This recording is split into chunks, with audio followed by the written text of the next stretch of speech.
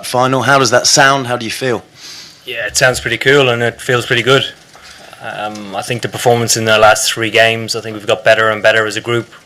We talked before the tournament that we would have to do that in order to get to semi-final and final and actually be contenders. So I think today was, I suppose, a step further in the performance, and adding on the 2 that we've built on already. I think it was important that we did that. You said you wanted to play with smiles on your faces and embrace the moment. Did you do that?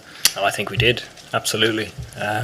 Everybody out there on the field and even in the change room loved every ball that was bowled. There was no lack of commitment, application, and we had a bit of a day out, which is it's cool when it happens like that, particularly when the bowlers bowl like that. It's awesome.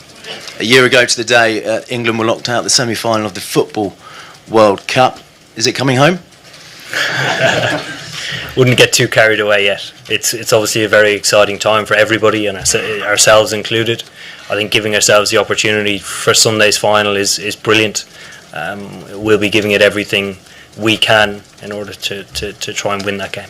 And just finally for me, Jason Roy, obviously very disappointed with his dismissal.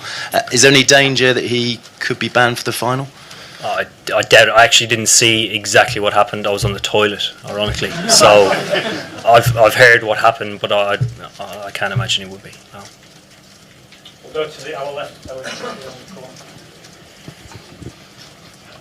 Eoin, it's unlikely that you would have had to endure any of these horror movie semi-final defeats that everybody talks about in England in the 90s and the 2000s. So do you understand this whole apprehension and cynicism around England about knockout games at all?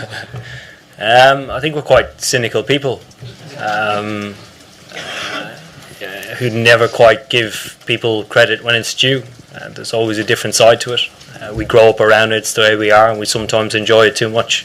I think us as a team, we've learned to enjoy ourselves, particularly days like this, even if they don't go well. You know, if you'd offered us the position to play in a final the day after we were knocked out of the 2015 World Cup, I'd have laughed at you. We've got Dean at the back and then Will at the front here. In 4 years of planning and preparation, you've had some great moments along the way, but do you feel as though you kind of saved the best for the game that was the most important, that was your most complete performance of the 4 years? I think close to. I think particularly the bowling unit.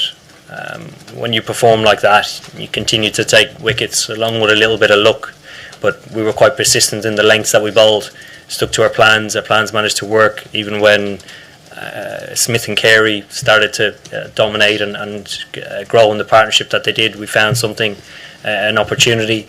We didn't drop a catch on Adil, which is great. Allowed him to build momentum and build confidence, and he bowled brilliantly. Will, on the right. Yes. Is that the blueprint for how you'd like your team to sort of embrace Sunday? I mean, you lost the toss, but came out and really flew out the blocks and looked like you enjoyed yourself all day. Yeah, absolutely. I think Sunday's not a day to shy away from. It's a day to look forward to, much like today. We've created the opportunity to play in a World Cup final. It'll be a matter of the same. Again, trying to produce everything that we can performance-wise, but enjoy the day. Owen, did Johnny pick up an injury when he was batting, and if so, what was it and how bad is it? Yeah, I'm not sure what it was, but he seemed to move all right after it. So it's not very concerning. I don't think it might be a niggle. We don't know, obviously, until he be scanned. But after it, he seemed to move well. So that it's a good sign. Owen, was that the best Adil's bowled in this tournament? And why do you think he hasn't quite had the wickets that we might have expected so far? Yeah, I thought he bowled well against Pakistan up to a period, probably the period where the catch was dropped. That obviously gets you down a little bit as a bowling unit. I don't think we fielded well and supported him within the group. And today I thought we did really well. The pitch offered a little bit, but his variation I thought was brilliant. Right, the final's going to be on free-to-air TV. The whole nation's going to be behind you at last. It feels like. How exciting is that as a personally and as a team? Very cool.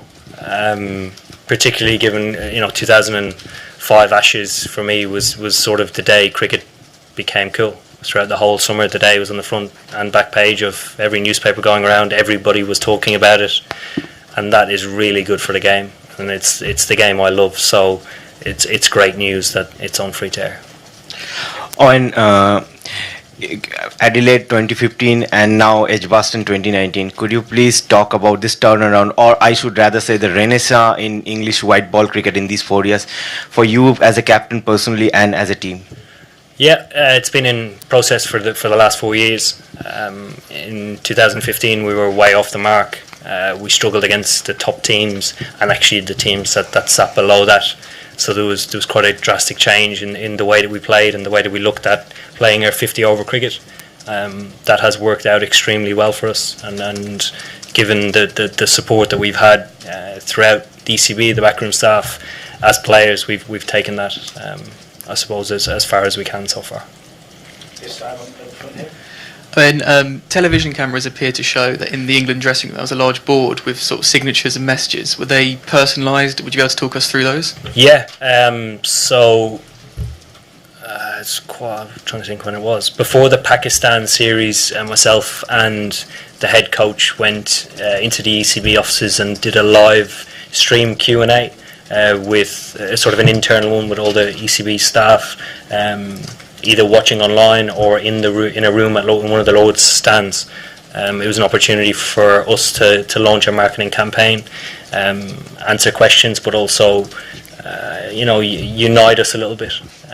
50-over cricket has always taken a back seat to T20 cricket and particularly Test match cricket, so involving everybody, making sure they appreciate the work that they do behind the scenes is extremely important for us, because particularly the social media stuff and all the online stuff, the guys absolutely love it, particularly the young guys. So we launched the Express Yourself campaign that day, and it went really well. So sorry, they gave us the big cardboard cutout of Express Yourself. We signed it, absolutely everybody signed it, and then basically said thank you in their messages and sent a picture, and that will be going back to the ECB offices at the end of the tournament. So it's like a thank you from you and the team to the ECB? Absolutely, yeah. Julian.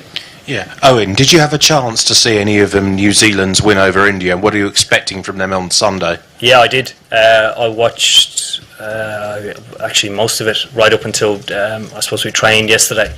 A great game of cricket. I thought India were completely done and dusted after the early wickets that New Zealand took. They bowled extremely well and took their opportunities. I think New Zealand throughout the whole tournament have been probably the hardest side to beat and the best side in the group stages. I think their performance in the semi-final was probably their best. They're going to be a very difficult side to beat on Sunday. So yeah, we're looking forward to it. Stefan, we'll take a few more. Stefan here. You talked about how good it is that the final's going to be on free-to-air television. Is there an awareness from you and the team that what you've done today and what you might do on Sunday is bigger for the game in this country than just you lifting the World Cup?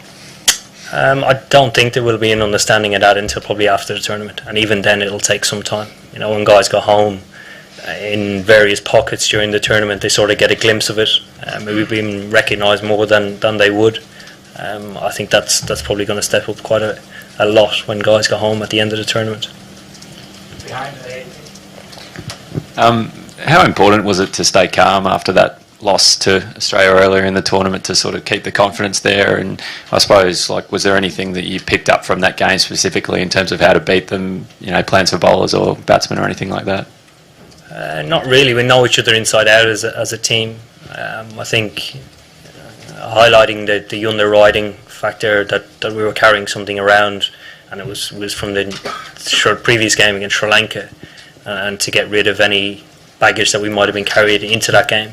I thought the Australia game at Lords, we underperformed and weren't good enough. That can happen on any given day. That's performance related. I think the way we played against Sri Lanka wasn't naturally performance related. It was actually due to our application and our attitude.